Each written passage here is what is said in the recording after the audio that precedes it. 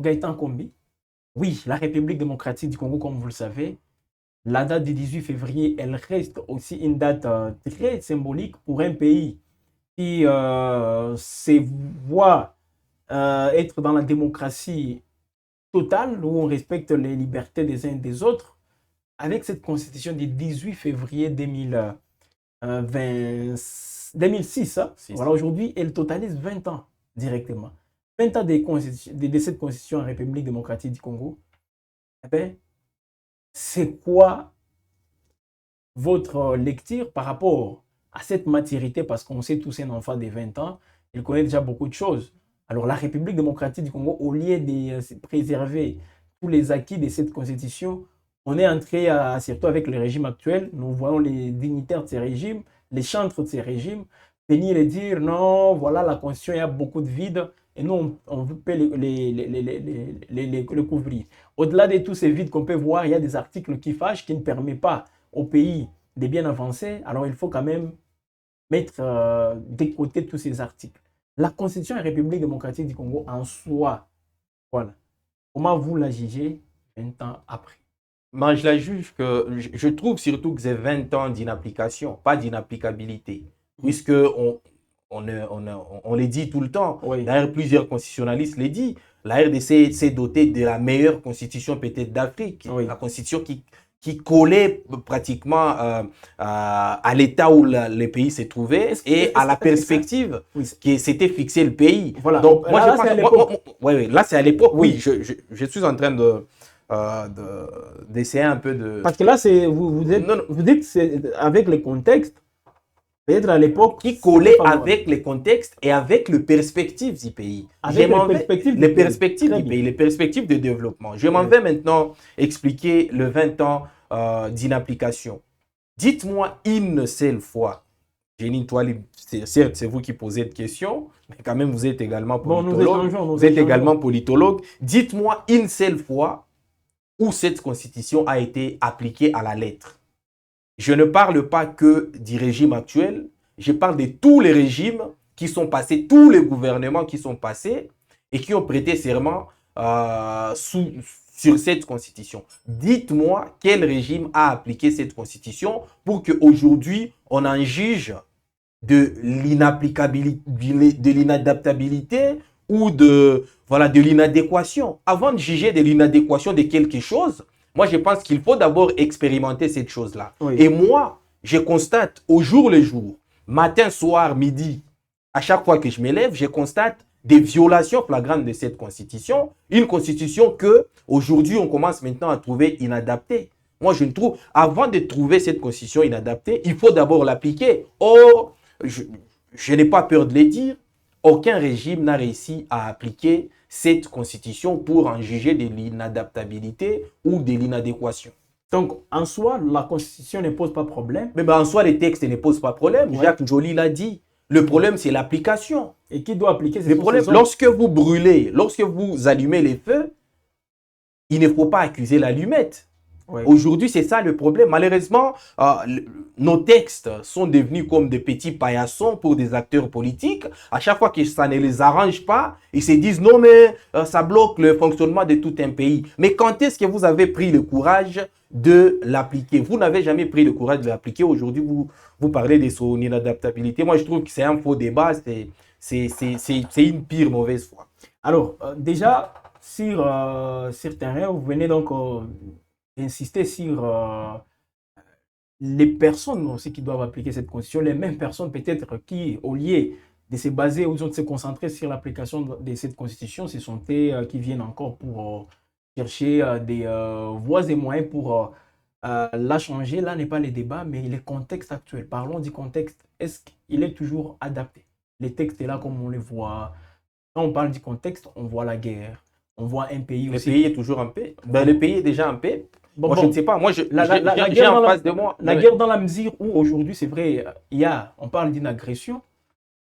Il y a les urgences sur lesquelles on doit se focaliser. Au même moment, un cycle électoral s'impose aussi. Ouais. Et pourtant, nous savons tous comment est-ce que ces processus, les cycles électoraux en RDC, il est très coûteux. Alors, est-ce qu'on peut parler des urgences et c'est un peu... et voir quelle urgence on peut mettre en avant pour s'y focaliser dans ce sens-là. Est-ce qu'aujourd'hui, entre les élections et la guerre, parce que c'est ça aussi, la Constitution nous oblige d'aller aux élections en 2028. Pendant ce temps, on est en guerre. Mais l'un n'exclut pas l'autre. Le président Félix Tshisekedi a été élu pendant qu'on était en guerre.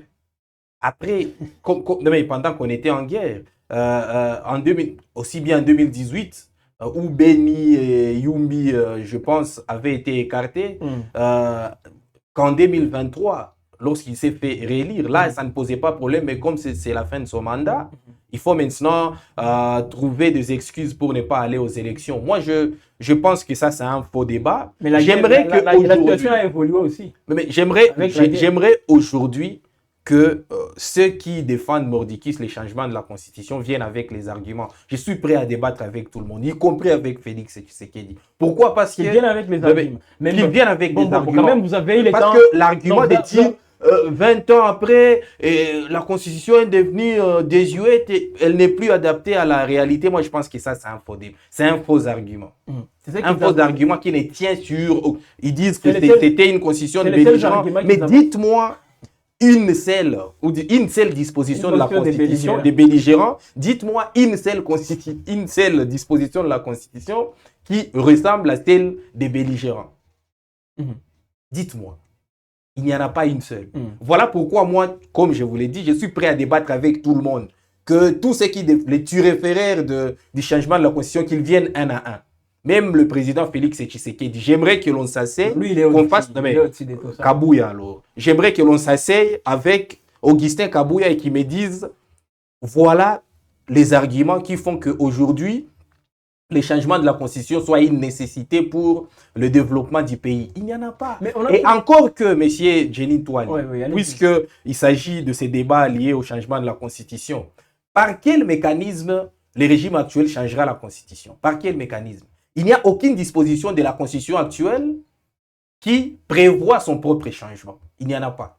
L'article 218 sur lesquels il se réfère parle de la révision avec toutes les modalités et toutes les matières soumises, n'est-ce pas, à cette révision. Aucune disposition de l'actuelle Constitution. On procède au référendum. Au référendum, mais après avoir suspendu la Constitution actuelle, je suppose, qui dit suspendre la Constitution actuelle dit illégitimer et illégaliser le pouvoir en place. C'est-à-dire que pour changer l'actuelle Constitution, comme le veut Félix Tshisekedi, il sera en train de faire un coup d'État contre lui-même.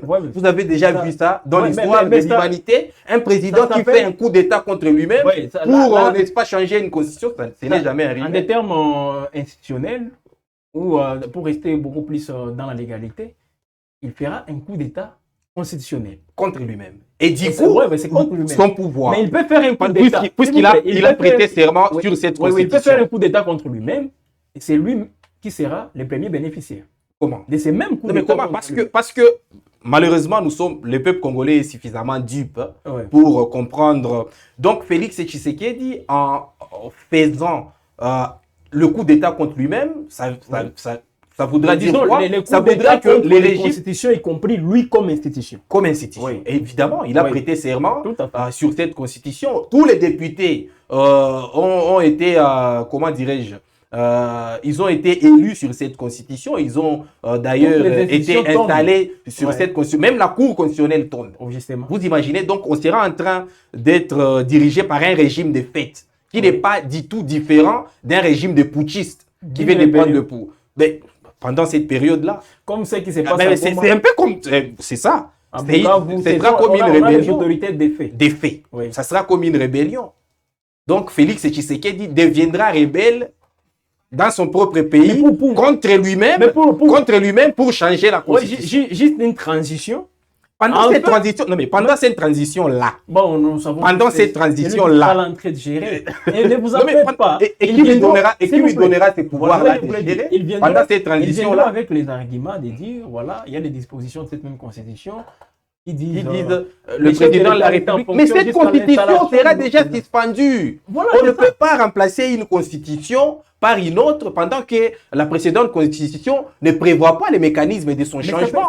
Alors, on se basera sur quoi exactement? C'est ça ma question. Ça peut faire matière à réflexion dans un dialogue intercongolais. Peut-être que comme après la crise de 90, sous sous Joseph Désiré Mobutu, lorsque on avait mis sur place une sorte de constitution de transition, quelques textes de transition avec la conférence nationale souveraine, peut-être qu'on peut passer par là, c'est-à-dire on organise les dialogues. Là, je suis en train de donner un secret à Augustin Kabouya et tous les autres, parce qu'ils ne savent pas expliquer ça. Ils peuvent passer à minima par un dialogue. Les Congolais se mettent d'accord, on se dit, bon, on suspend l'actuelle constitution, encore qu'aucun opposant n'acceptera ça. On suspend l'actuelle constitution, puis on passe par une transition qui sera présidée par Félix Tshisekedi. 5 ans. Minimum. 5 ans ou 3 ans, peu importe. Moi, j'essaie juste de réfléchir sur les cadres légaux. 3 ans, faire les référendums, les élections, 3 ans. Donc c'est ça. Moi, j'essaie juste de trouver une formule légalement réfléchie pour passer d'une constitution à une autre, puisque l'actuelle constitution ne prévoit pas ça. Et donc, ils peuvent se mettre d'accord politiquement. Là, il s'agit maintenant des manœuvres politiques. Mais ça fait partie des vides aussi de cette constitution.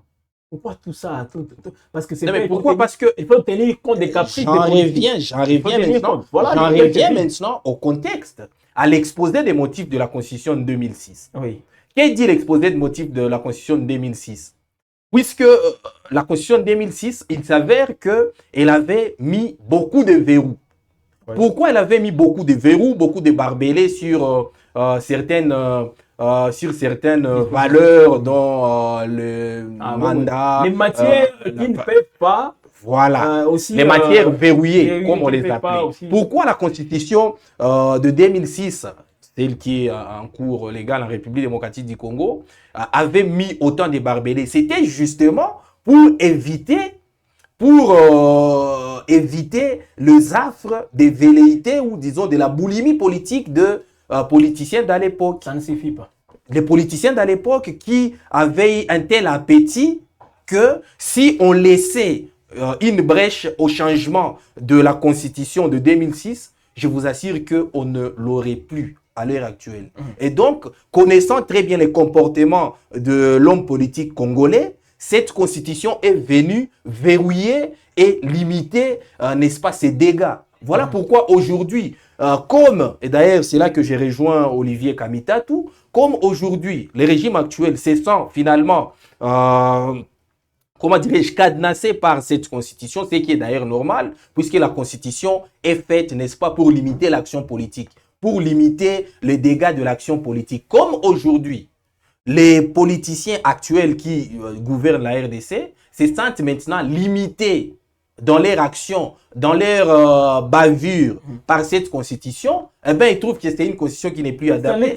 Mais c'est normal, c'est normal qu'une loi, c'est normal qu'une loi puisse arrêter l'action ou les dérives de l'action politique. C'est normal. C'est normal qu'aujourd'hui, le pouvoir en place se dise, bon, nous sommes à la fin de notre mandat, on n'a pas bien dirigé ou on aimerait bien diriger, mais la loi est dure, mais c'est la loi. C'est normal que la loi soit dure, c'est normal que la constitution soit dure. Et donc, moi, je ne comprends pas aujourd'hui que soudainement, la constitution Ne voyez-vous pas un forcing? Mais c'est un forcing qu'ils sont en train de tenter. Ouais, encore que c'est un forcing irréfléchi. Parce que moi, j'aurais aimé qu'ils nous disent... Non, mais... Aucune pression. S'il vous plaît. Aucune pression. Mais non seulement au sein de l'opinion, la population, vous-même, vous savez, elle est ce qu'elle est, la population congolaise. On n'a pas une opposition aussi très, très farouche. Peut-être, voilà pourquoi j'aimerais même poser cette question, avec cette rébellion aujourd'hui de la FCM 23. On vient de passer tout un an, 2025, sans attendre un mot sur ces projets-là de la Constitution. Nous savons tous, c'est en 2025 que Goma est tombé, c'est en 2025 que Bukavu est tombé, c'est en 2025 qu'on a vu une progression aussi délirante de la FCM 23, et ce débat n'a pas été abordé. Mais aujourd'hui, comme il y a les choses, donc on s'habitue déjà à la situation, on n'assiste plus à des avancées de la FCM 23 comme c'est fait en 2025, on revient encore avec ces débats, surtout qu'on est en 2026, d'ici là, ça sera 2028. Donc il faut encore réactiver ces débats et voir qu'est-ce qui peut être fait. Alors, oui, le forcing qui est là, mais on n'a pas une opposition sur les plans, donc une opposition non armée qui peut faire face, une population aussi qui peut descendre dans la rue pour contester. On n'a pas cette population. Je ne sais pas si c'est un problème d'éducation ou quoi, mais on n'en a pas cette population aujourd'hui. Avec Félix Tshisekedi, vous le voyez. Alors, la rébellion, elle est en train maintenant de nous dire, voilà, c'est grâce à nous que la constitution n'a pas été changée. Voilà une autre raison aussi développée par la Moi, je pense que le président Félix Tshisekedi est en train, sans le savoir ou en toute ignorance, de légitimer la prise d'armes de l'AFC M23. Pourquoi? Parce que parmi les revendications initiales, je ne sais pas si vous vous en rappelez, de l'AFC M23, il n'y avait pas le fait, il n'y avait pas dans leur cahier de charge ou dans leurs différentes revendications la non-violation ou le non-changement de la Constitution. Ça n'existait pas. Tout à fait. Ce n'est que après les discours de Félix Tshisekedi à Lubumbashi, je pense, lorsqu'il disait que personne ne pouvait l'arrêter ou personne ne pouvait l'empêcher le fameux qui peut m'interdire, que l'AFCM 23 a finalement inclus dans son cahier des charges cette question-là liée au changement de la Constitution. Et du coup, la FCM 23 a avancé. Et elle s'en est donné, disons, les arguments. Félix Tshisekedi leur a donné des arguments pour avancer. Et aujourd'hui, comme vous venez de le dire, pendant toute la prouesse de la FCM 23, cette question-là a été, n'est-ce pas, renfouie. C'est une question qui a été abandonnée et il a fallu attendre le 20e anniversaire pour que finalement, des têtes commencent à ressurgir une fois de plus. Willy Michiki, d'autres, André Mbata, les professeurs, très regrettés professeurs. Je ne me situe plus dans tout ce qu'il dit. C'est votre opinion. Ben oui, justement, je ne me situe plus. J'espère que je ne suis pas le seul. Non, il est libre aussi d'avoir une opinion. Non, il n'est pas libre de dire des bêtises. Un professeur n'est pas libre de dire des bêtises. Mais pourquoi? Mais il est libre. La Constitution. Non, mais il est libre d'émettre un point de vue, mais il n'est pas libre de proférer des bêtises. Il n'est pas libre. Non, mais un scientifique n'a pas ce droit-là. C'est un droit qui n'est pas reconnu à un scientifique. Oui. J'aimerais bien de sur quoi un professeur d'université, du domaine en plus qu'il s'agit du droit. Constitutionnaliste, puisqu'il s'agit du droit. J'aimerais aujourd'hui que le professeur André Mbata vienne avec des arguments et qui ne se limite pas seulement parce qu'il a tenu la Constitution sous Kabila. Il a tenu une conférence. Hein. C'est pas. C'était une conférence. Je vous dis, c'est une conférence. Il faisait partie d'un panel. Un panel. Il a fait une intervention de plus de 20 minutes, alors vide, creuse, d'une exécrabilité, non mais moi, inimaginable. Comment? Parce que, oui, son seul argument, c'est quoi? La Constitution est déjà vieille, 20 ans. L'argument d'un professeur d'université, pourquoi ne pas la changer? La Constitution des siècles et des siècles. Des siècles et des siècles. Aux États-Unis. La Constitution des États-Unis. Les gens peuvent nous dire, les réalités congolaises ne sont pas les mêmes. Et c'était justement ça l'intelligence. Allez en France, c'est les mêmes modèles. Et c'était justement ça l'intelligence du constituant congolais en plaçant les barbelés dans cette constitution-là, en limitant les mandats. En rendant, n'est-ce pas, le mandat, la disposition sur les mandats, comment dirais-je, verrouillé. C'était ça son intelligence. Et qu'aujourd'hui, on vienne, puisque le pouvoir est en train de tendre vers la fin, qu'on nous dise que cette constitution n'est plus adaptée. Mais on discute, voilà, soyons pratiques. Nous discutons avec l'AFCM 23 à Doha. N'est-ce pas? On est en train d'entrevoir un dialogue inclusif, intercongolais. Si une fois on arrive à calmer les esprits, surtout stopper cette avancée de la FCM 23, dans les dialogues, on peut trouver un compromis à la congolaise, c'est possible. Qu'on obtienne une transition avec Félix Tshisekedi à sa tête, là, ne voyez-vous pas qu'on sera en train de laisser maintenant les boulevards à Félix Tshisekedi pour enfin mettre en place une commission, il peut le faire. Et peut-être des rébellions ne vont pas. Pendant la période de transition, c'est très difficile. Pas pendant la période de transition, pas pendant la période de transition, mais juste à la fin, lorsqu'il verra que oui, il y a des compromis, il y a c'est à quoi on s'est fixé tous des préalables avec les gens dans les dialogues, c'est possible. Mais après, il peut aussi arriver à changer les choses parce que lui, il avait promis de mettre en place une commission en 2025. Et qu'est-ce qu'il avait retardé? C'est l'avancée du M23. Voilà. Alors, avec le dialogue aujourd'hui, on discute, non, avec les processus de Doha, on discute avec l'FCM23. Et si on arrive à répondre aux exigences, pas toutes, mais quelques exigences de l'FCM23, facilement, on pourra aussi avancer dans ces projets-là. Donc, vous imaginez que du fait, n'est-ce pas, des accords de pourparlers, des pourparlers, ça peut calmer un tout petit peu les esprits des uns des autres. Félix Tshisekedi peut se mettre l'AFCM 23 dans la poche. Bon, pas forcément se mettre... À moins que l'AFCM 23 n'ait des revendications que, voilà, parcellaires, tout ça, et que ce ne soit pas des revendications vraiment profondes, puisque parmi les revendications phares de l'AFCM 23, il y a notamment ce non-changement de la Constitution. Et donc, moi, je ne vois pas comment, du fait d'un dialogue... C'est une façon d'actualiser. Vous avez aussi actualisé, mais dès le départ... Mais dès le départ, le projet, c'était de faire sauter Félix Tshisekedi du pouvoir. Tout ça. Et donc, comme 2028 approche, moi, je pense qu'ils se disent là où ils sont, bon, de toute façon, il va partir dans quelques mois. Mais vous voyez Félix Tshisekedi aller au-delà de 2028, toujours au pouvoir. Avec des concessions, bien évidemment. Avec des concessions. Mais et ce qui peut le sauver, malheureusement, c'est ce qui... C'est ça aussi. Là, il sera président de la République. Mais toute transition est suivie de différentes indications. Des différentes indications politiques. Par exemple, la transition... La transition a d'abord pour priorité... Un régime transitoire a d'abord pour priorité de rétablir l'ordre constitutionnel. Voilà. Rétablir l'ordre constitutionnel, ça veut dire quoi? Organiser les élections. Voilà. Et donc, ce sera le seul objectif, la seule mission qui sera donnée à Félix Tshisekedi pendant cette période de transition-là, s'il en veut bien évidemment. S'il veut des transitions, s'il ne veut pas, 2028, il peut déjà... parti. Donc, indirectement, on peut dire que ce dialogue n'a rien à voir avec... Non, mais il n'a rien à voir. Non, mais il n'a rien à voir. Moi, je ne vois pas... Moi, je ne vois pas les Congolais de l'opposition, tout comme de la société civile, qui peuvent aller devant Félix Tshisekedi et céder face à ses velléités de changer la Constitution. Puisque à qui ça profiterait? À qui ça profiterait? À lui-même, pas aux autres.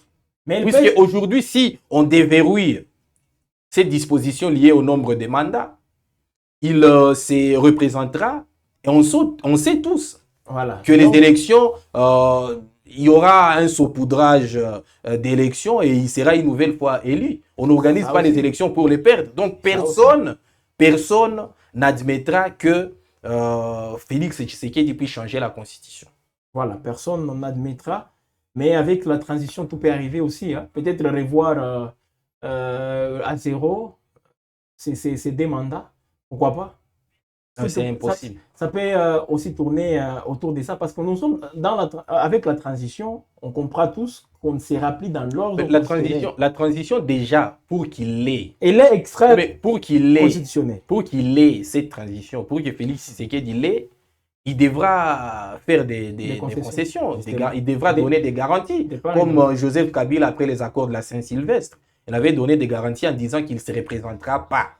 Et voilà pourquoi il avait conduit la transition jusqu'à l'organisation et à l'élection du nouveau président de la République. Je comprends. Et donc, ça sera la même chose.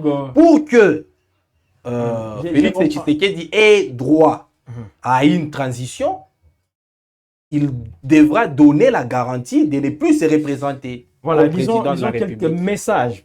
Quelques messages parce qu'on est déjà à la fin. Bonsoir depuis... donc, j'ai déjà lu ces messages de Pascal Lochito. Bonjour, il y a Papa Chamboui qui nous a écrit aussi. Alors, une question très importante de John Lubachi. Quand vous parlez, c'est comme en 2006, lors du changement de la Constitution, Joseph Kabila, lui aussi, aurait fait les coups d'État. En 2006, il n'y avait pas de changement avant de constitution. 2006, il n'y avait pas de Il y a une transition de plus de 20 ans. Non, transition de 5 ans. Avant, puisque moi, avec Joseph Kabila à la tête. Avec Joseph Kabila à la tête. Parce que moi, je pars de l'hypothèse que la transition est partie de 1990. Donc, la longue transition là qui s'est étalée quasiment de 90 mais c'est pas aussi avec les mêmes textes, parce que rappelez-vous, avec Mouzé, il y avait une forte pression, surtout d'une certaine opposition, la société civile, pour que Mouzé applique les résolutions ici du Conseil national souverain. Bon, de la conférence nationale souveraine plutôt, sans succès, et Joseph Kabila est venu. Le Joseph Kabila a trouvé aussi une certaine, je dirais, une légitimité avec tout ce qu'il y a eu dans les accords Sun City, tout ça, et une transition de 2001 jusqu'en 2006. Voilà la transition pour Joseph Kabila. Il n'y avait pas donc de constitution. Il n'y avait rien, il n'avait rien changé. Il n'y avait pas. Donc, au contraire, il avait doté la RDC d'une nouvelle constitution. Voilà pourquoi. Une constitution modifiée. Qui a débouché par une révision. Parce qu'une révision, c'est une modification. Oui. N'est-ce pas? Mais dans celle-là, pour ce qui concerne la constitution de 2006, que Joseph Kabila a fait en 2011, a promulgué. Oui. Moi, je parle de 2006. Il avait promulgué en 2006. Oui. Il ne s'agissait pas d'une modification ou d'une révision. Il s'agissait d'une nouvelle constitution. Donc, il y avait un constituant originel. Mais une constitution que Kabila avait modifiée partiellement. En 2011. Voilà, il avait modifié partiellement. Mais quand on parle d'un changement de la constitution, c'est une modification. Il avait modifié totale. Notamment le débat contradictoire avant les élections. Oui, les deux tours, tout ça. Mais quand on parle d'une modification totale, là, c'est on fait allusion au constituant originaire. Ah, voilà. C'est lui qui écrit. Les collèges des constituants. Il y a une commission, ne vous en faites pas. Peut-être André Mbata préside. Peut-être il en fait partie. Les Peter Kazadi. Tout ce monde-là, dans cette commission. C'est terrible. Que les chefs de l'État comptaient déjà mettre sur pied en 2025. Malheureusement, on est en 2026 déjà, je tiens à rappeler. Gaëtan Kombi, merci. Merci beaucoup, cher Jenny. Les actus chaudes sur Web Info, mesdames et messieurs, on est donc à la fin. Merci à Thomas Zawadi qui nous a réalisé. Ça n'a pas été aussi facile, vous-même vous avez compris. Cette matière, ça fait toujours débat. Je sais que vous allez commenter, vous allez prendre des extraits comme toujours, balancer ça, il n'y a pas de souci. Mais nous, on ne fait qu'analyser, on ne fait qu'aussi prévoir aussi la suite des événements. C'est ça aussi. Ce n'est pas donné à tout le monde. Nous, quand on les fait, c'est parce qu'on a pris aussi, on a répondu à un critérium aussi bien déterminé pour y arriver. Alors, si vous voulez le faire aussi, rassurez-vous que les mêmes critériums, vous avez répondu aussi à ces critériums pour bien les faire. Mais quand même, commentez, Webinfo, vous avez la parole, donc commentez, partagez, analysez, ou même fait aimer, c'est possible. Abonnez-vous si c'est la première fois pour vous de nous suivre. N'hésitez pas aussi d'activer la cloche de notification qui vous permettra de nous suivre à chaque instant. À tout moment, lorsqu'il y aura de nouvelles productions, vous serez les premiers à être alertés. Bonne suite du temps chez vous, mesdames et messieurs. On est ensemble.